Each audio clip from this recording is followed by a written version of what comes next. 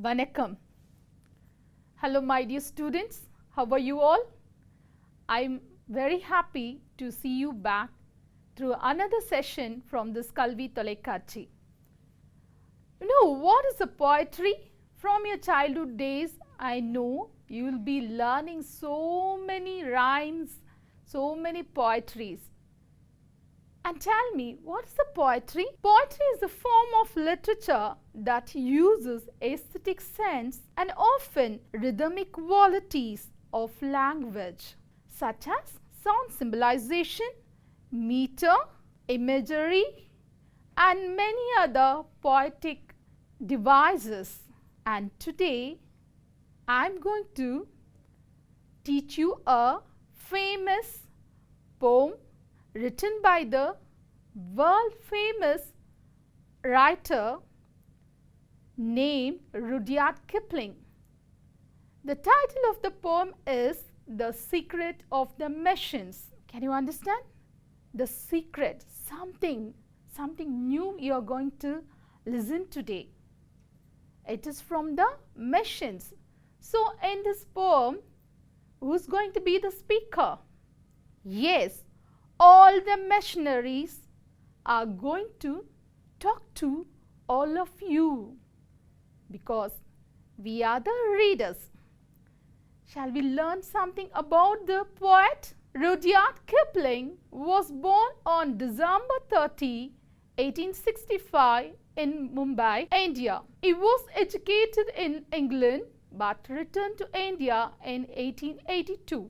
A decade later, Kipling married Caroline Blister and settled in Brattleboro, Vermont, where he wrote the famous The Jungle Book, 1894. Among a host of other works that made him hugely successful, Kipling was the recipient of the 1907 Nobel Prize in Literature. He died in 1936. So this is a paragraph about the poet. It is given in your textbook. But if you go across so many other books, you will be knowing other works of the same poet. So we should be proud of learning a poem from the Nobel Prize recipient. Okay? Now, I told you in the beginning something. The secret you are going to be listening now. Yes, the poem deals with the problem of modern technology and automation. In the beginning, the reader gets informed about how machines are produced and what kind of treatment they need. Yes, while you are reading, you will be understanding. Afterwards, the machines explain how they can serve humanity.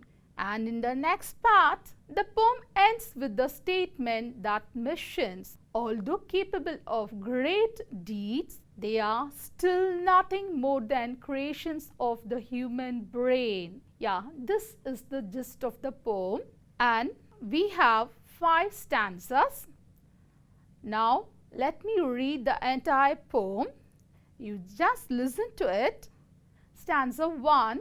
We are taken from the ore bed and the mine. We were melted in the furnace and the pit. We were cast and wrought and hammered to design. We were cut and filled and tooled and gauzed to fit.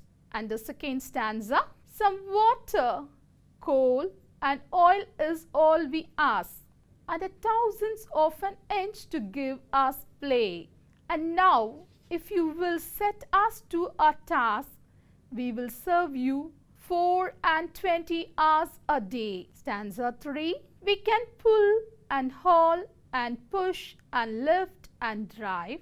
We can print and plow and weave and heat and light. We can run and race and swim and fly and dive. We can see and hear and count and read and write. 4th stanza. But remember, please, the law by which we live. We are not built to comprehend a lie. We can neither love nor pity, nor forgive. If you make a slip in handling us, you die. And the last stanza, though our smoke may hide the heavens from your eyes, it will vanish and the stars will shine again. Because for all the power and weight and size, we are nothing more than children of your brain. So, these are the 5 stanzas from the writing of a great poet. Let us look at the first stanza. There are 4 lines. All 4 lines are started with the subject we. So, from this you can understand the subject we refer to the speaker of the poem. Who's the speaker? Yes, the missions are the speakers in this poetry. So, in the first stanza, they are listing how they are prepared, how they are made, how they are manufactured. Okay? In the first line, we are taken from the ore bed and the mine. They are saying from where the raw materials for all the machines it has been got. So, here it has been given they are from the ore bed and the mines.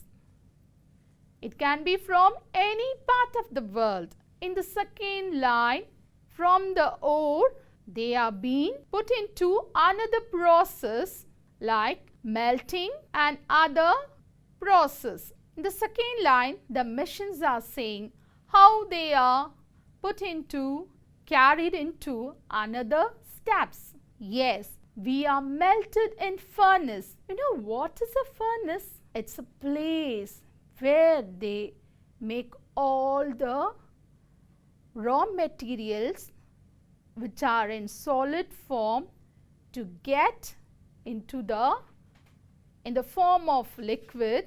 They will melt it from the solid to the liquid state. So, it will be having high temperature.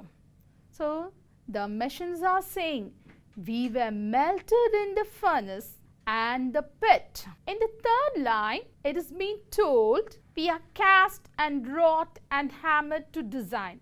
So, in the third line, they are saying we are taken to the third step of a manufacture.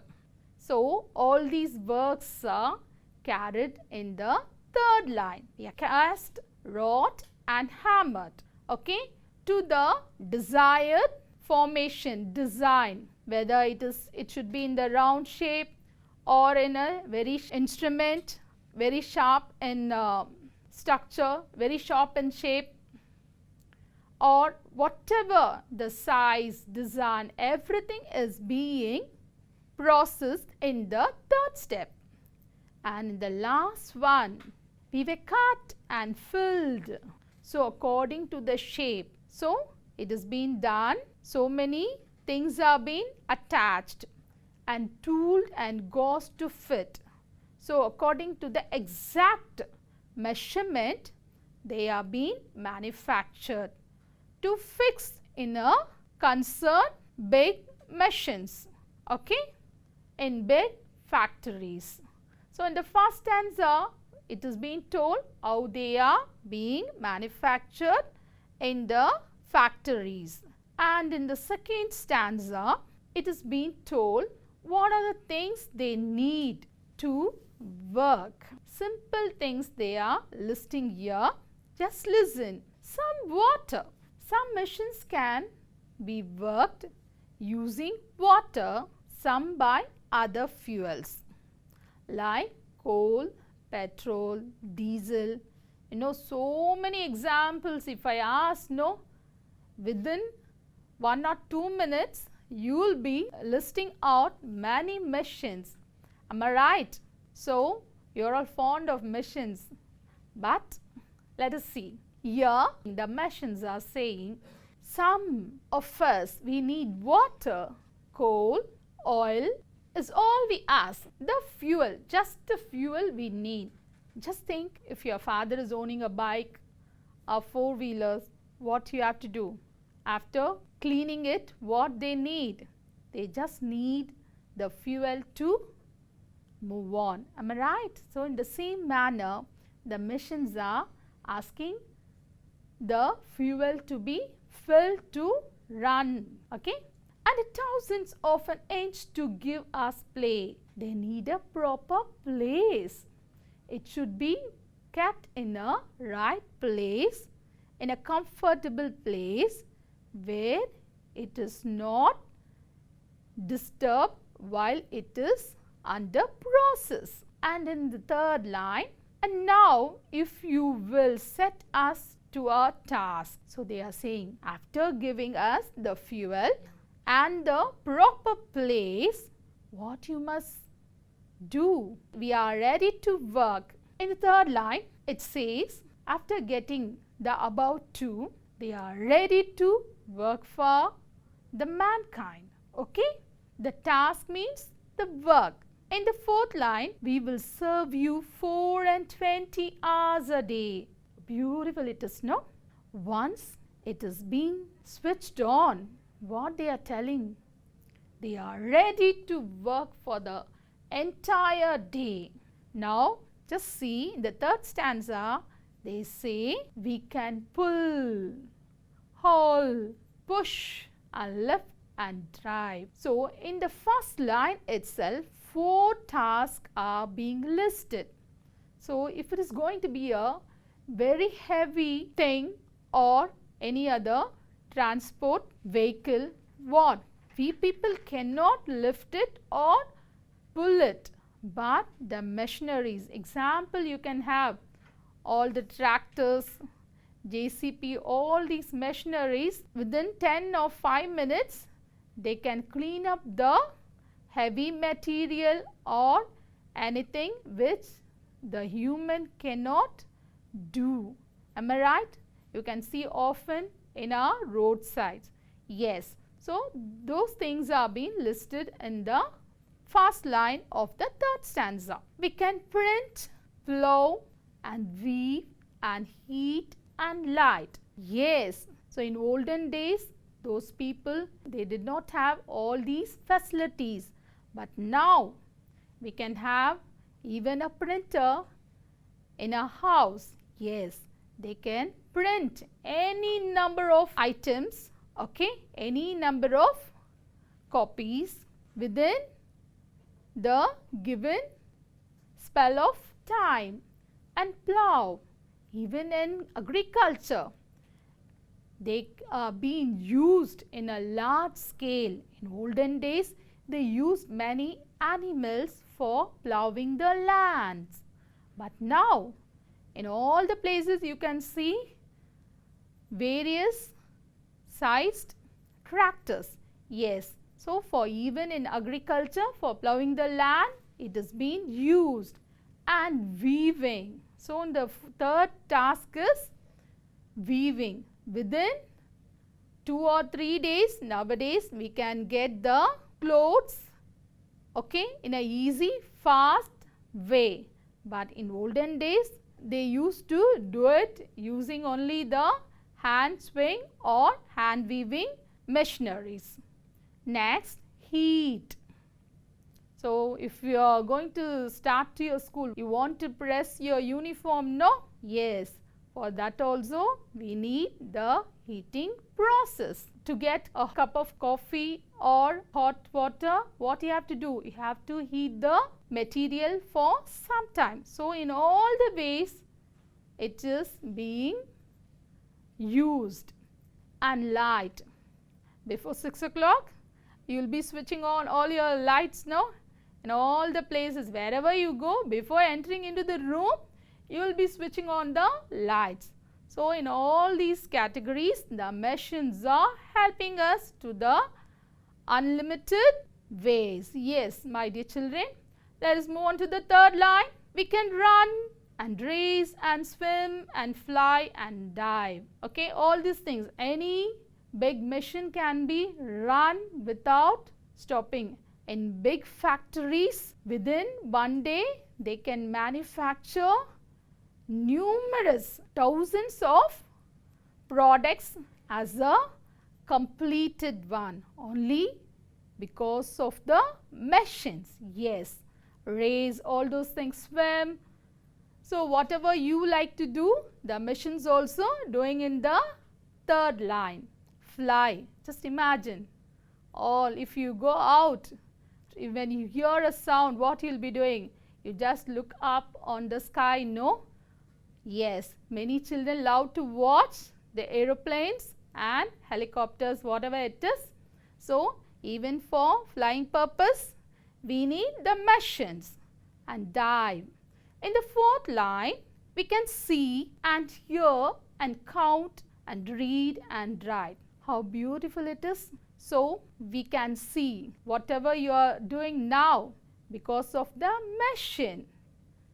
You can hear me. That is also because of the machine. Yes, count. In olden days, they will be counting the currencies for many hours, from morning till evening in many places. But if you go to the bank, what you see in the cash counter, they will just keep the bundle of currency, and within a fraction of second, it will be counted. That is a very good example for it. Okay.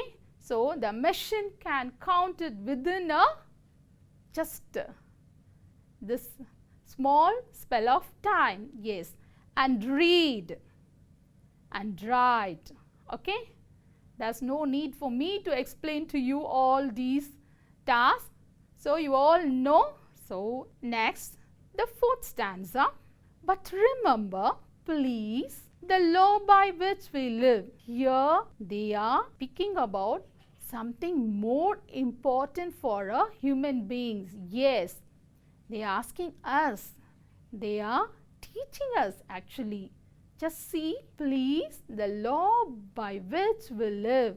We are not built to comprehend a lie. So what they are saying, they never say a lie. Actually, they won't speak to us, but if the things are correct in order, they will complete the task in a right way. So they won't do any malpractice or any other misleading activities. That's why they are proudly able to say, we are not built to comprehend a lie. We can neither love nor pity nor forgive. So they do not have human feelings. It is truthful thing, you know. Yes, they are speaking the truth. They say we cannot love anyone. Whatever we are holding in our hand always, nowadays the mobile. Is the machine can understand how much do you love it? No, it cannot. So here is also the poet is speaking the reality. We can neither love nor pity. It cannot feel pity on you and nor forgive. So all these things they do not have human feelings. No human feelings for the machines. And in the fourth line, it's very, very important. You all should remember whenever you are handling the machineries, especially when you are using your electrical gadgets. Okay. If you make a slip in handling us, you die. See the great thing, great lesson, the caution from the machines. If you make a slip, if any error while using the machines, it may lead to the death of the user. So you should always remember this while using it. And the last stanza, it says once again the reality. Though a smoke may hide the heavens from your eyes. Yes, in big factories, if you go across, even you're quite far away from the factories, you can see the dark smoke coming out from the furnace or tunnels. But in the second line, it speaks about the reality, the quiet nature of the machines. It says it will vanish. and the stars will shine again. Yes, definitely. We cannot hold it. We cannot block it for a longer time. Immediately after few minutes or after some time, the smoke will vanish from the place, and once again you can enjoy the nature. That is the power of the nature. And in the next line, because for all the power and weight and size, it says the superiority of the machineries. Though we are able to do so many things, we are so powerful, okay, and some machines, you can see, if you go into the factories, you'll be wondering on seeing the size, okay. Even if you go to the aerodrome, you can see big flights, okay. So here the mighty size and the heavy weight of the machines, though they are superior to us in all these categories, in the last line of the poem, it is clearly mentioned, we are nothing. We here refer to the machines. They are saying, we are nothing. We are the children of your brain, because you are the masters. You are the one who created us. So you are the genius. Though we do so many things, okay, who prepared us? So you, the mighty people, you stand before us in a greatest way. Is it clear, children? These are the meanings of the lines. I think you have understood the poetry. Shall we see some glossary, new words from this poem? Yes. Furnace. It's a noun, an enclosed structure in which material is heated to very high temperatures. And next one, wrought. It's an adjective. The meaning is beaten out of shape by hammering. What they'll do, in order to bring it to the correct shape, they'll be beating it in a tactful manner. So wrought is an adjective, beaten out of shape by hammering. And the next one, gauze. Once again a noun, an instrument that measures perfect in appearance and quality. So exactly in point, okay, in points it will measure and tell you. You are learning about physical balance, all those things, no? Yes. If you go to the jewelry shop, they'll be telling exactly what the ornament is. What is the weight of the ornament? Yes, that is a measuring instrument. Thousands, it's an adverb. A fraction of 1,000. So you used to do all the fractions, no? At home, if you are getting a cake, what you'll do? You'll be counting the heads of the people inside the hall. You'll make according to the number of the heads, you will be cutting the pieces, no? Likewise, a fraction of 1,000. The next one is haul. It's a verb. Pull or drag with effort or force. Then the next one is comprehend, grasp or understanding. Okay. Next one is vanish. You know the meaning, disappear suddenly and completely. Like magic, it will be going from your sight. We have finished the poem lines. Explanation. Let us see some of the poetic devices from this poem. I think you know everything, but let us have a glance now. Yes, number one, rhythm and rhyme. You know what is rhyme? What is rhythm? Yes, the same sounding word. What's rhyme scheme? Rhyme scheme is a poet's deliberate pattern of lines that rhyme with another lines in a poem or stanza. So, the rhyme scheme or pattern can be identified by the end of the words in every line. Let us take this fourth stanza. See this? Yes, but remember, please, the law by which we live. So, in the first line, we have the last word as live. Second line, lie. Third line, forgive. And in the last line, we have die. So just pronounce it and see for the resemblance of the last syllable. Live, lie, forgive, die. So we can have the pairs from first and third line, and another pair is from second and fourth line. So the rhyme scheme can be given as AB, AB, and the rhyming words are live, forgive, and lie and die. I know you can do well in all these things. And in the second one, let us move on to the imagery. It is one of the poetic device used in this poem. Example is, we can see and hear and count and read and write. In this line, we can see the description creates a picture. It shows while you are reading, you can bring the picture into your mind. Yes, when such a description is given through the words, then we can say the figure of speech given in that particular line is imagery. Okay, so in this it is clearly given. And the third one, the figure of speech is personification. What is personification, my dear children? Yes, correct. Yes.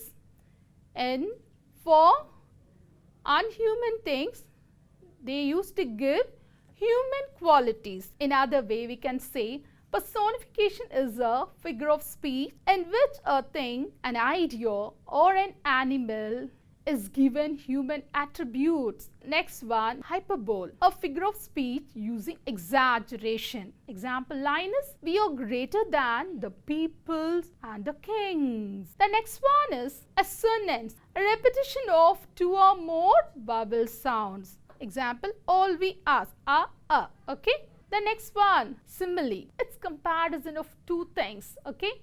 Greater than the people of the kings. So they are comparing the missions along with the great men of this world. Next is connotation, such as beyond what is expresses. In that line, as though the smoke is hiding the heaven from the human eyes. It's really that exaggeration. Am I right, children? Yes. The next one is alliteration, repetition of two or more consonant sounds. Here in the example sentence, you can see print and plow. So here we can see the consonant P is repeated in the same line. My dear children, I hope you have understood this poem. So whatever the questions from this poem you are getting in your examination, please write it in a clear way and try to score the highest mark in your language.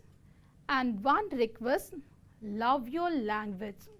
Though English is a foreign language, learning the language will take you to the highest range. Love the language, enjoy the language. Don't stop your reading in English to your textbook. Please extend your reading and expand your vocabularies. Okay?